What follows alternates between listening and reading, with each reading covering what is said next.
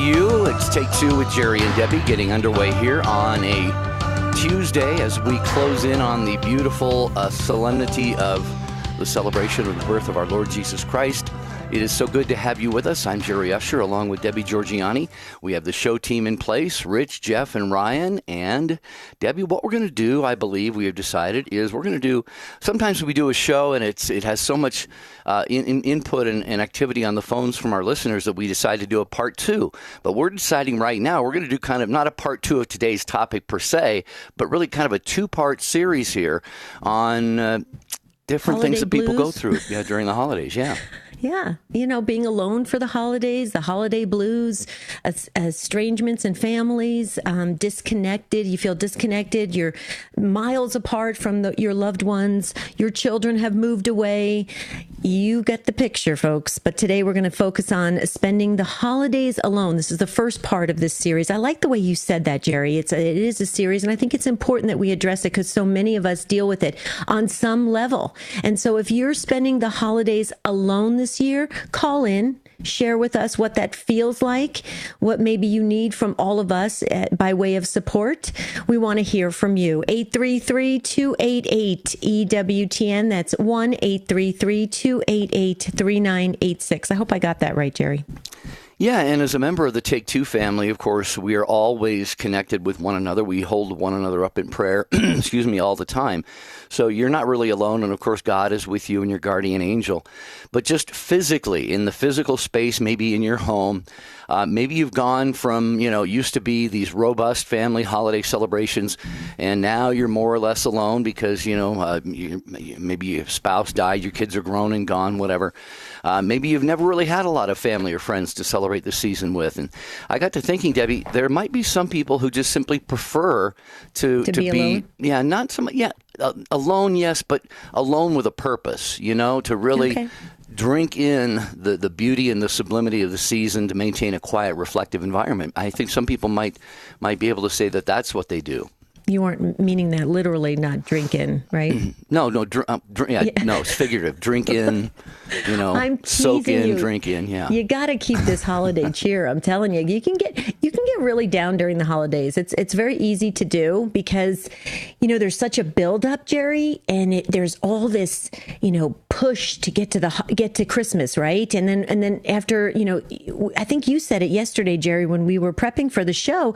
You said something that when you were a DJ or you were in secular radio, they would start already stopping the Christmas music at noon on Christmas Day. Is that true? Well, yeah. I mean, some stations start playing Christmas music, wall-to-wall Christmas music for a month or 6 weeks beforehand. Others even, slipping some in occasionally well before that. But, yeah, I think the world, when you look at the world in general, if you have a radio station in your town and it tabs itself as we're your Christmas station because we have wall-to-wall Christmas music, right. Well, yeah, right around noontime, they play the last Christmas song, and it's back to business as usual. The grocery store, not grocery stores, department stores, decorations are yanked down by noon on Christmas Day. And, that's not the meaning of Christmas. That's not how we understand it, and that's not how we should celebrate it. Our Christmas just begins on Christmas Day. Right, yeah. Right? It's so unfortunate. Okay, so we want to hear from you. We opened up the phone lines. Ryan is ready. Jeff Burson is monitoring social media. That's YouTube and Facebook. If you want to text us, you text the letters EWTN to 55000. You can email us take2@EWTN.com or call in right now and share with us about this idea of spending the holidays alone. Like Jerry said, maybe you really enjoy it. You like that quiet time, that prayerful time.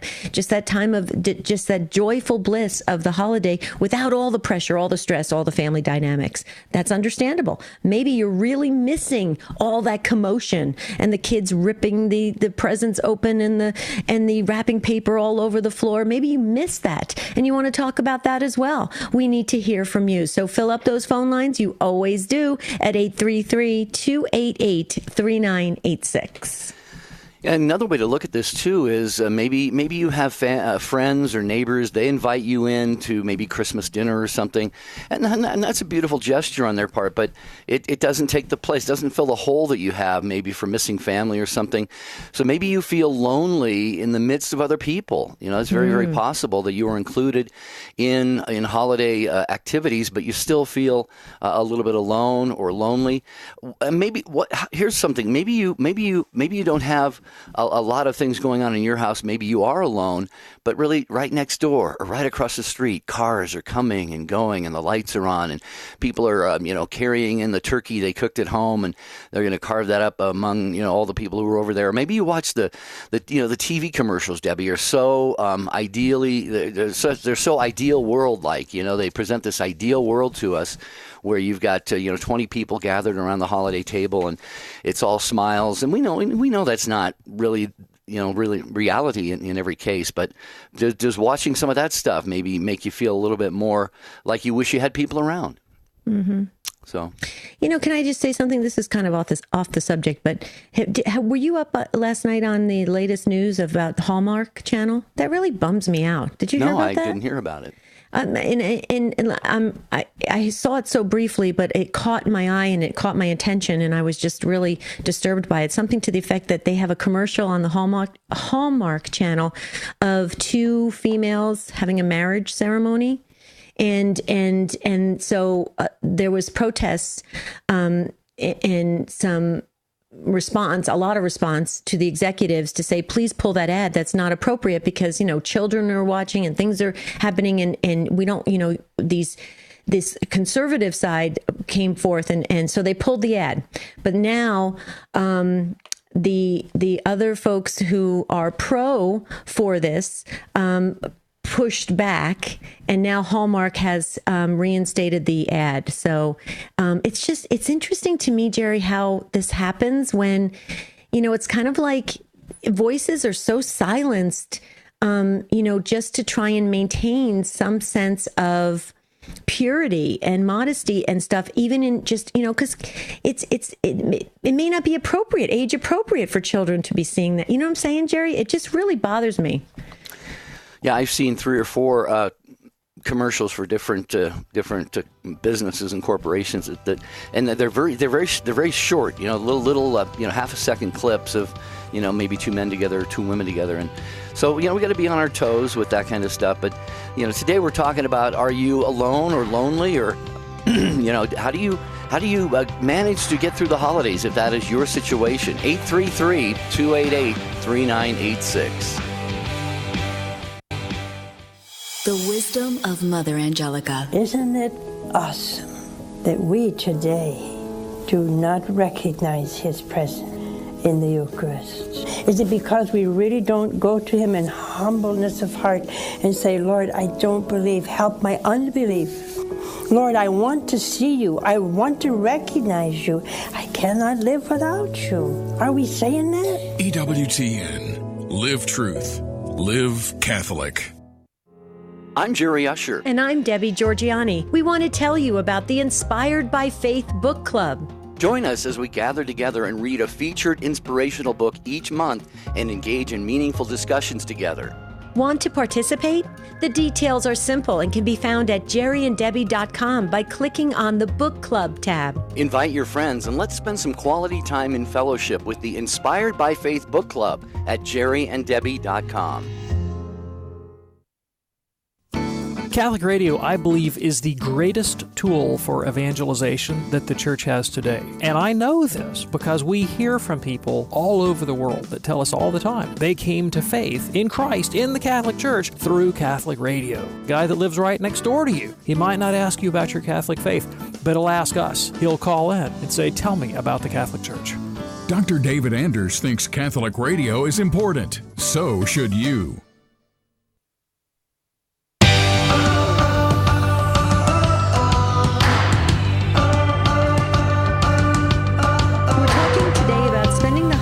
Alone, or maybe you're that wonderful, kind person that you reach out and you make sure others are not alone. We want to hear from you. What made you do that? Maybe you had an experience one time and you said, no, you know what? I don't want anybody in the world to feel alone again during the holidays. So you open the doors and you invite folks in. And I think that's a beautiful thing. Please call in at 833-288-3986. And if I may, Jerry, real quickly, just to highlight EWTNRC.com. I said yesterday that I check it regularly because there's so many things that you can get for Advent and for Christmas. And what I think is really cool is they have a free standard shipping on orders of $75 or more. And I always check that out first because, you can try to keep within the budget and then you get hit with a ton of shipping. And it's like, wow, that didn't really work out very well. So if you want some more great Advent Christmas gifts, please check out EWTNRC.com. They have a beautiful baby Jesus. As we know, the baby Jesus is a true gift of Christmas. And it's a small statue of the infant Jesus in the crib. And it comes with a soft purple pouch and it's stitched with the words, the true gift of Christmas. I just love that. That says it all. So EWTNRC.com. And real quickly, Jerry, I got a text message when we were just hit that pause button about the Hallmark Channel. And one of our listeners just said, yeah, Debbie, I saw the same thing. And I skipped over the channel last night when I was channel surfing. I did the exact same thing. And this is my point. It's so sad that we cannot find things anymore that we are just, pure and innocent anymore. It bothers me so greatly, Jerry, not because I have small children, but now I have grandchildren, and these kids pick up those clickers and they start channel surfing and you don't know what they're going to land on some channel. It's really unfortunate that Hallmark did that. I'm just bummed out. But Jerry, real quickly, if I may, I'm hogging the mic, I know. Our pastor last weekend, Father John Greb from St. Timothy's in Mesa, gave a wonderful, Mesa, Arizona, that is, a wonderful homily on miracles. And Jerry, I think this is the perfect time for everyone to get excited again about the reality of miracles and what miracles really mean in our spiritual life. And so it was such a great homily. It had so many people say everybody has to hear this homily, that my sister this morning just texted me the YouTube link to Father John Greb's homily. So hopefully Jeff Burson will find time during the show to post that on take2show.com, the YouTube link, and everybody could get just super excited, Jerry, again about miracles. Don't you love miracles? I love miracles, and I'm so glad that God is still in the miracle business. And I love what you said, Debbie, too. Maybe if you're listening right now, and maybe you and your family do something special for someone who is alone at Christmas time or over the holidays. That's a very, very beautiful gesture that many people do. So we're asking people to call in. If you are going to be alone or feeling lonely over the holidays, we want to try to give you a little encouragement, a little shot in the arm. And also, if you're part of maybe a ministry, maybe your parish. My parish puts on a Christmas dinner for the homeless, for anybody who wants to come that's going to be alone. And I believe it's subsidized by the parish. And so they get up to 200 or 300 people come to this parish dinner. So maybe you're part of an effort like that to reach out to somebody who is alone or lonely over the holidays. Share that, because that could be so inspiring for the rest of us as well. 833-288-3986. Okay, we're going to get to your calls here, and Sharon called in first in Lafayette, Louisiana, so she gets to go first, listening on Christ Our King radio, and a first-time caller. Hi, Sharon. Welcome to Take Two. Hi, thank you so much. I have a question. I have a big family, and we used to get together when my parents were alive, and we were probably 40 to 50 people. And now that my parents have died, my siblings just kind of go their own way with their own families. I don't have any grandkids yet, so now Christmases are very, very small at my house, and my two teenage kids are they're very sad that we are not able to have a big celebration anymore. And I just don't know what to do, what to tell them, or how to go about, getting back into the Christmas spirit. My husband's disabled. We're not able to have a whole bunch of people at our home, so I just don't know what to tell them. They're not looking forward to Christmas because we don't have a big get-together anymore. Sharon, may I ask this? Are you able to reach out to your siblings and express this just like you did on the show today? Because sometimes I feel that we in family members, our family members, we just think we know what the other ones are thinking and feeling and doing, and we don't know that.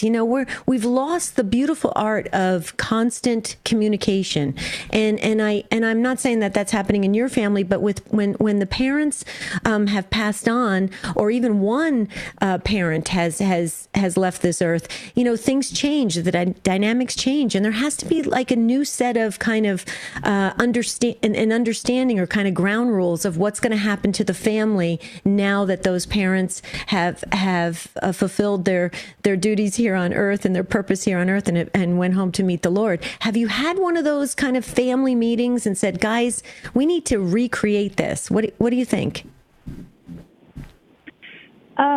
Not really, but they're like my siblings go to, now that our parents have died, they go to their spouses' families. So right. It's not something that, I would be, or my family would be invited to, I guess. Right. Okay. But hold on one second, Sharon. That's natural what they're doing. Okay. See, they are moving towards their spouse's family because they're looking for that connection the same way you and your children are looking for that connection. What I'm saying is you got to get creative and say, guys, here's what we need to do.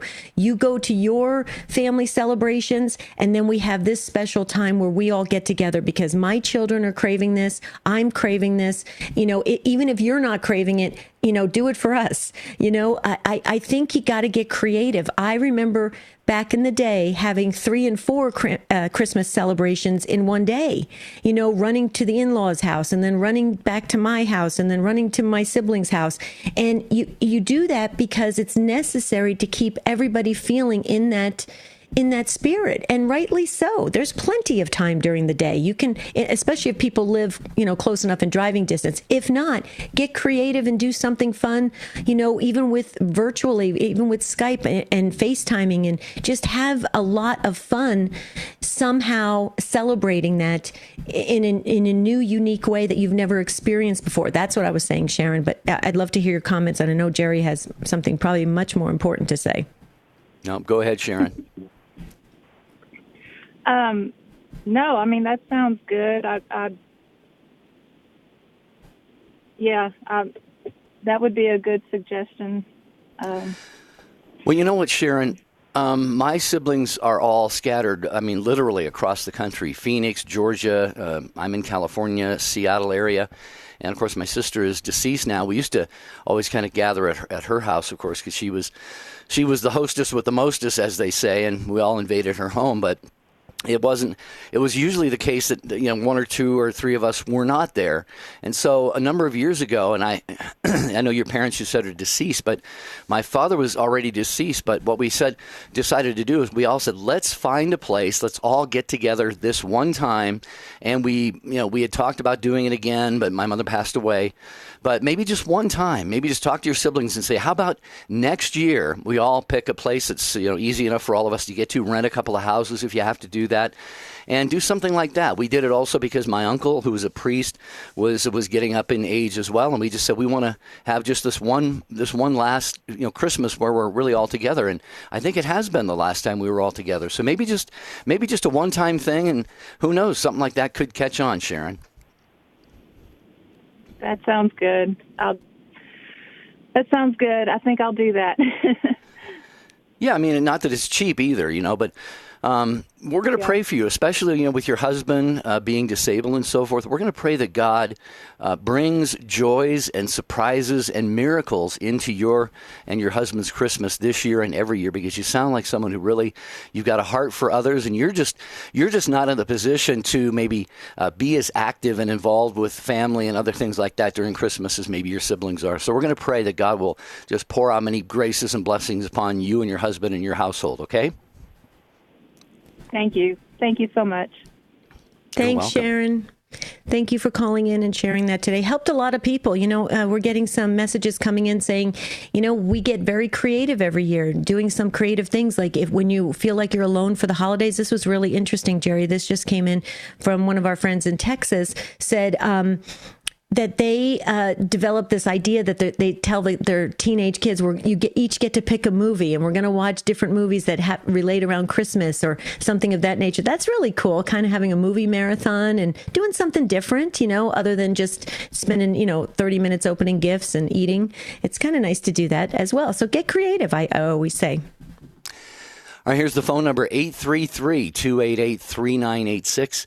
If you find yourself either alone or even lonely in the midst of other people around Christmas time, maybe Christmases just aren't the same for you as they used to be. Maybe watching your neighbors have all these big gatherings, or watching the TV commercials or the shows on TV, and just makes you feel like, gee, you just kind of long for the way things maybe used to be. Or again, maybe you help to make sure that someone else's Christmas isn't lonely, that they are not alone on that day. Maybe your family has a neighbor, elderly person or something who has no family to come and see them, and you say, what, let's do this for, the lady next door or down the street. What a beautiful, beautiful. I'd love to hear some people who do things like that. 833-288-3986. To Tina we go in Calgary, Alberta, Canada, listening on Alexa. Hi, Tina. Happy Advent Tuesday to you. Welcome to the program. Hello. Same to you guys. Welcome back. And Merry Christmas, by the way. Thank you. Thank you. Thank you. How do I start this story? In some ways, I'm not alone, and in others, I feel like I am. I remember talking to you about this, but last year, I lost one of my very, very supportive friends in my life. So, Christmases again are not the same because I used to be able to talk to him a lot and tell him, what the family was doing, and we joke and laugh about, my family and things like that. And I felt like he was, and he felt like he was part of the family. So now, this year, I don't know, I just had this strange feeling like that I was a little bit angry, or a lot angry. So I'm not going to go see my family because I don't want to deflect that anger on them. And also, things have taken a turn in my family dynamics. My grandfather is actually in the hospital right now, and he can't go home to be with his wife because he needs more care now than ever. So they're looking at moving him to a facility, and I'm really super worried about that, but I have good memories of Christmases that we, all got together and had dinner, and there were, and even last year was pretty cool. It's just this year, I don't know, I'm feeling abnormal, and then with my grandpa, it's like, we're just, I don't know, it feels different. But I will be at home in my facility, not by myself. I actually have 45 other people that I live with. So I look forward to being with them for Christmas for this year. But it just feels weird not being with my family. And I also feel guilty about it because on the other side of the phone, I have family that I can reach out to. I'm just avoiding them because of grief. and they know that, and they're understanding of it. But at the same time, I feel guilty. Hello? Yeah, no, we're here. I was just waiting for Jerry to comment first, Tina, but I'm going to go ahead and jump in.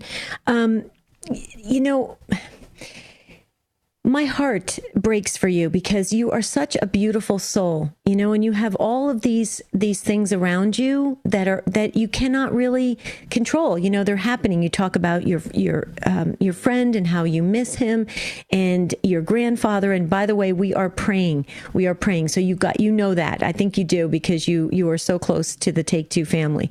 But you have all these things that you can't control. And I remember somebody very wise just a couple days ago say to me, you know, you really have to practice of just controlling the things you can, and the things you can't, you just have to kind of let them be and not dwell on them, because they can really get you down.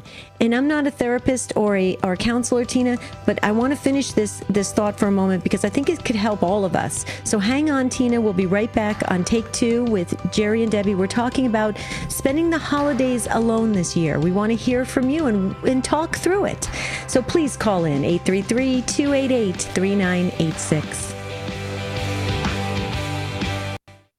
Jimmy Aiken. One of my greatest joys in life is the joy of discovery, especially discovering answers to the questions about God, about the world that He's made, and how we can find our way to Him. The leading Catholic voices are on EWTN Radio. Hi, this is Doug Heck. I'm EWTN's President and Chief Operating Officer, also host of EWTN's Bookmark. This Advent, I look forward to Christmas coming. It's a wonderful time of the year for our entire EWTN family, but it's also a tough time for many people. Family issues and problems, and we pray together that we all stay strong in the faith and wait for the arrival of our Lord once again, incarnate on Christmas. This is Mike and Alicia Hernan with a Messy Family Minute. My mother raised 10 children, and now she has over 45 grandchildren all over the country. That's a lot of marriages, children, and relationships to be worried about, but she's adopted a wise saying that we will give to you. Worrying is against my religion. Kids are absolutely unpredictable, and the media tends to fill our minds with the latest crisis. Concerns for our kids is good because we want to protect them, but we have to recognize that there are things we cannot control. Those things belong to God. When we take responsibility from God for things that we can't control, that causes worry. In Matthew 6, our Lord says to us very clearly that He knows all of our needs, and He does not want us to worry about tomorrow. He doesn't promise us an easy life of rainbows and sunshine, but He does say He will always be with us, no matter what difficulties we may encounter. For more encouragement and insight, visit us at messyfamilyminute.org. I'm Tom Price. And I'm Gloria Purvis. Tomorrow, we'll bring you all the Catholic news of the day, along with interviews with newsmakers and our godly counsel. Please join us for Morning Glory, 7 a.m. Eastern on EWTN Radio. Now, back to Take Two with Jerry and Dave.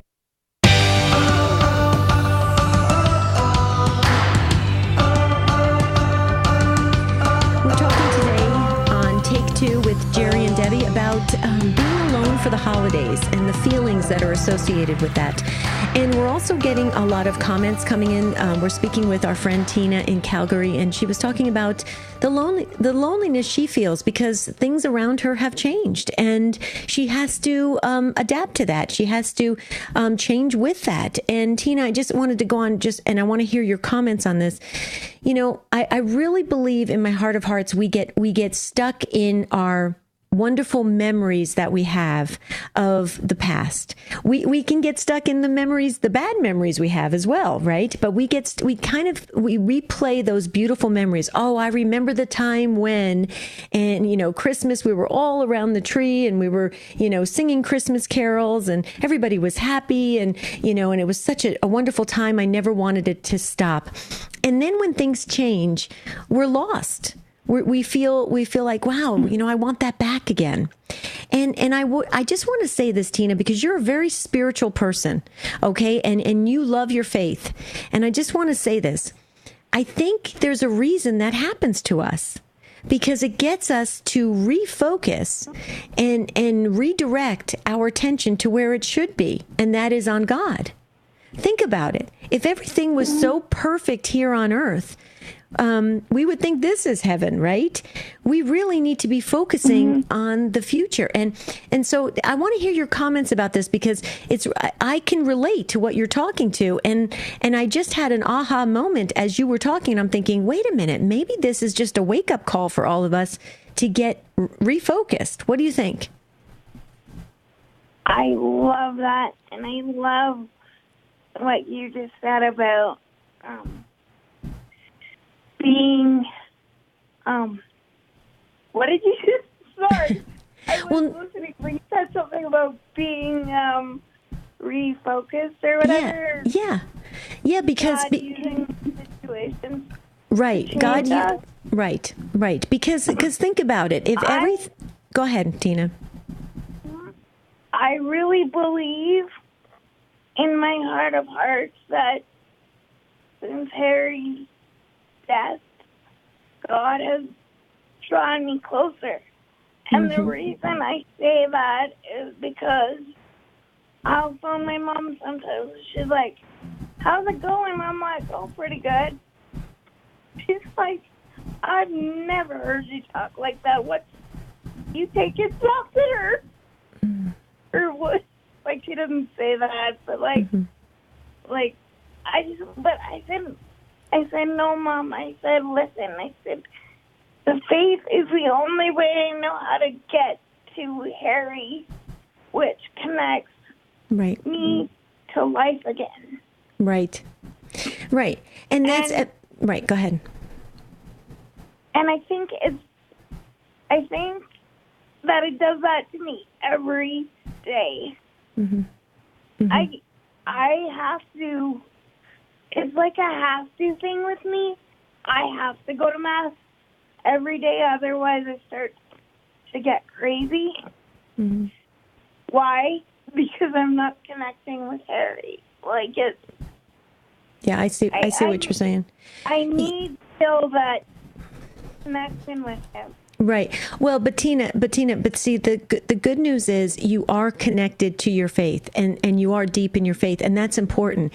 And I think we can all learn from your life experience that when things don't, continue on for us in the way we want it to, and situations change, people pass on, and things happen, we always have our faith, and we always should go back to our faith, and we always should focus on our faith. And I think it's a great reminder to keep us on that path. I am so grateful to you, Tina, because I tell you what, you really helped me tremendously, because I think as just our human condition, we can get very down very quickly when we start to remember what we used to have, or what we used to do, or how it used to feel during the holidays. And I just want to thank you so very much. You really inspired me today to just refocus and get proper priorities, and like I said at the break,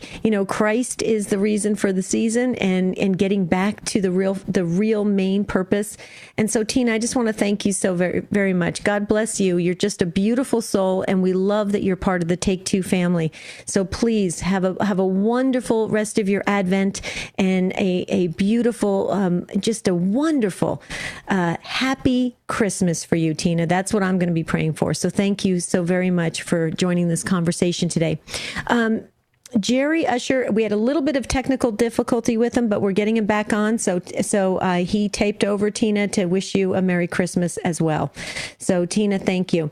If you would like to call in and share about your situation during the holiday season, are you alone, or maybe you're just super crowded with family members and friends, and you're thinking, I want to be alone.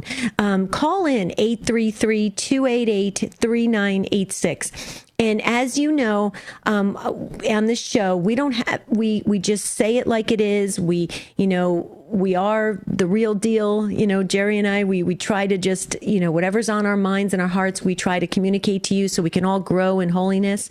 Well, I blurted out about the Hallmark Channel, and now I'm getting a ton of messages, and we're getting emails, and we're going to share one from Marianne in just a moment. So, Jerry, it's very interesting because I guess a lot of other folks saw the news piece last night about Hallmark, and it's kind of a bummer because you were talking about crying at some of these commercials. Well, now I won't be crying anymore at the holiday commercials at Hallmark because I'm not going to be watching that channel anymore.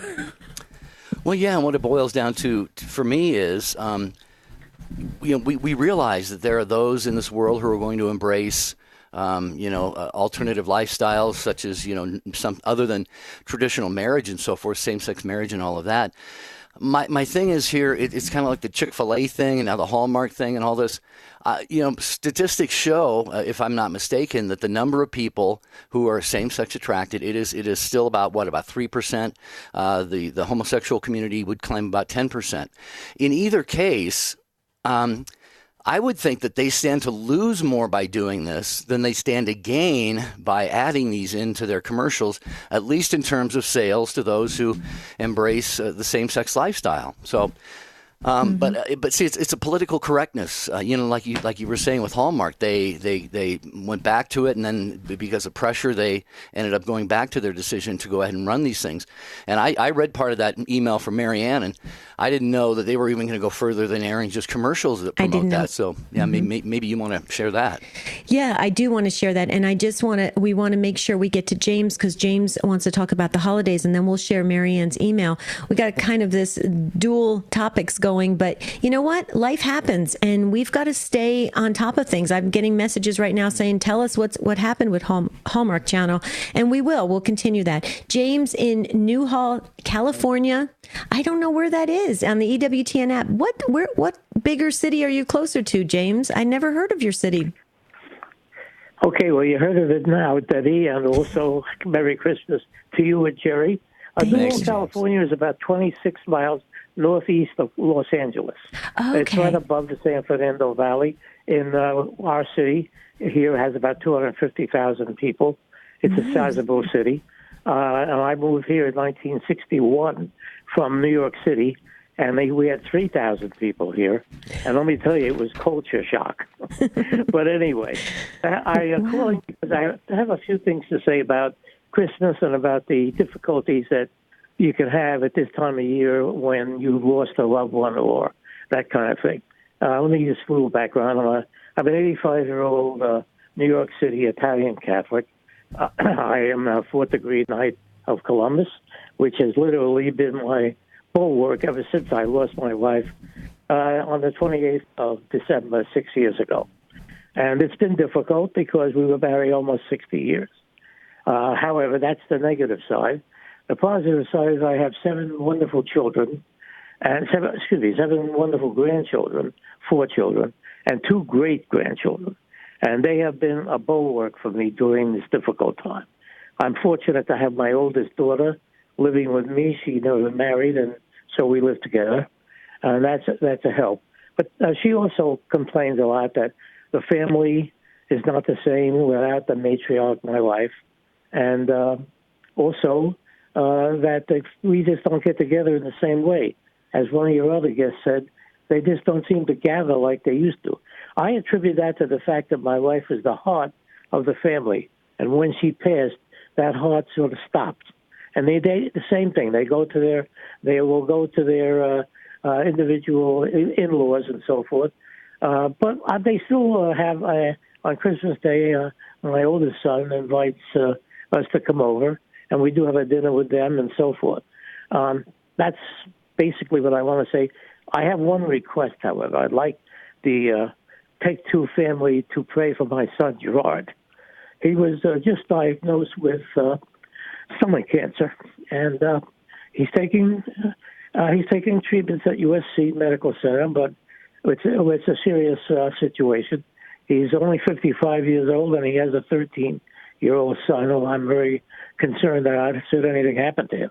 So I would like to have prayers for him. He needs all the prayers he can get. And with that, I just want to wish you both a very holy and happy New Year, and also a prosperous one. And, of course, a Merry Christmas to you all. Thank you. Thank you, James. Don't stick around if you can, but that being that my name is Gerard as well, obviously strikes me in a very special way. So I will be offering my rosaries and chaplets and my holy hours for your son Gerard, and just pray that they got it early enough, and that God's healing hand will be upon him. So you can definitely count on our prayers for that. I'm very, very upbeat about it, because I have a very, very strong devotion to Our Lady. And I feel that if you go through her as the mediatrix to Christ, the Lord never turns his mother down. Never. That's right. So that's my hope, that she'll intercede for us. Yeah. Well, yeah, and I just a quick thought. It was interesting, James, how you mentioned, your wife was the heart of the family, and the holidays would kind of revolve around her. And I mentioned before my sister, who died of a very rare form of cancer about 2.5 years ago. It would be that we would all descend upon her house because, they had a little bit of extra room. They had 2 sons, but, she could make a holiday happen so amazingly and so beautifully and with such little effort, or so it seemed. And, since she has been gone, I have not been, to see my brother-in-law, to spend Christmas with him again. And there's no, I really want to do that. I'd love to do that. His sons, I think, probably go and kind of do their own thing on Christmas. So I worry about him. I think about him being alone. And it's dynamics change, as life throws things at us, dynamics change. And Debbie, I guess that's when we have to get, if we want to maintain some kind of connections and have people around and be part of a group around Christmas, then it's kind of up to us then sometimes to really sort of look for ways to make that happen. Yep, absolutely. That's what we're talking about, being creative. James, I just want to say thank you so much. You're such a beautiful father and grandfather and great-grandfather. And, I love how you threw in the Italian Catholic thing. I just love that. And the 4th degree night. And the Take Two family is already praying for your precious son, Gerard. And as Jerry shared, his name is Gerard. My husband's middle name is Gerard. In fact, all his brothers' middle names are Gerard, because his mom prayed to St. Gerard so that she could have a big family. And so we will ask St. Gerard, we will ask the Blessed Mother, we will ask St. Peregrine.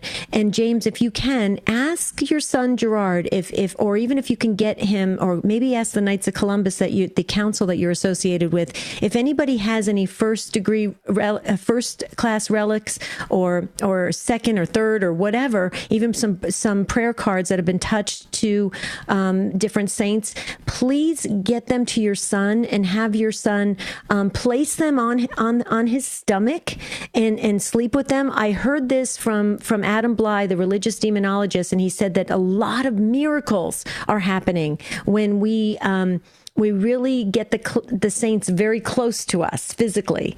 And so if you can do that, James, that would just, I think, would really help Gerard. We are praying, though. And the other thing I just wanted to say about your precious, beautiful wife being the heart of the family, and the celebrations revolved around her, heart. Someone else needs to pick up that heart, though, because you have an extraordinary family.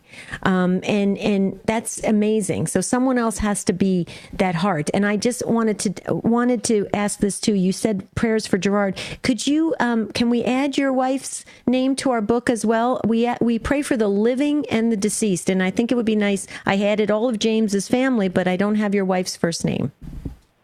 Oh, I'll be glad to give you. Her name was Florence Ellen, and she was born on the 11th of February in 1933. So I want to mention something else, if I may. I don't want to take up too much more of your time, but that's okay. We are we are also dedicated to Saint Peregrine. You mentioned him in your commentary. We have down at San Juan Capistrano, the mission of San Juan Capistrano, and they have a special altar dedicated to Saint Peregrine. Mm-hmm. And my daughter Laura, who is the one who lives with me, she also had a similar problem. I forgot to tell you that my son had 80% of his colon removed, as what was going to be a precaution about not getting cancer, and the fickle finger of fate, here we go.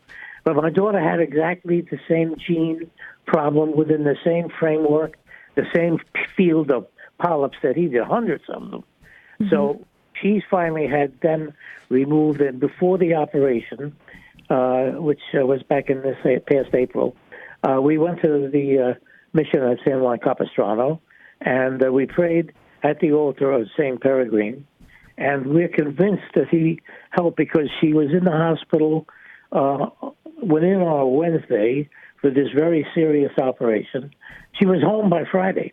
I think St. Peregrine, just bam, he was right there. So we're trying to get my son, who is a little bit on the forward away side. His wife is not Catholic, and that's watered down the faith.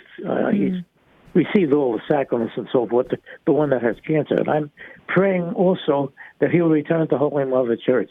It troubles me what's happening with the youth today. It's very difficult for me to grasp why. Well, I shouldn't say it. With the scandals and all the rest of it, it's just very difficult. Right. Okay. Well, thank you very much. I really appreciate your show. I love EWTN. I don't know what I'd do without it. Oh. Bless your heart, James, and we will pray for Gerard and pray, of course, that you and your entire family have a blessed Christmas and a very prosperous New Year. And thank you for wishing that for us as well. We appreciate that. And I would just, my dog is barking, so I had a thought that I was going to share. But Duke's a good boy. Duke's a good boy. Duke is a very good boy. But what I was going to say is, James, if you're still listening, sometimes this was the case with my sister. She had been away from the church hadn't probably gone, I don't know how often she had gone to Mass or prayed or anything, but she was not a practicing Catholic when she was stricken with cancer. She died within 3 months, and it was a very, very rare form of cancer. But she came back to the sacraments, back to the church. She was offering her suffering, James, for our family and for the Take Two family. I got her to do that, and for so many other things. And it was just, I'm almost going to cry as I talk about this. So be of good cheer. Be hopeful, James, that whatever is going on with your son Gerard is for his good, and it could be for the good of millions of other people. Let's just pray that he will embrace this. We pray that God will heal him. But if that is not what happens, Debbie, so much more good can come out of things like this. So, absolutely. I agree.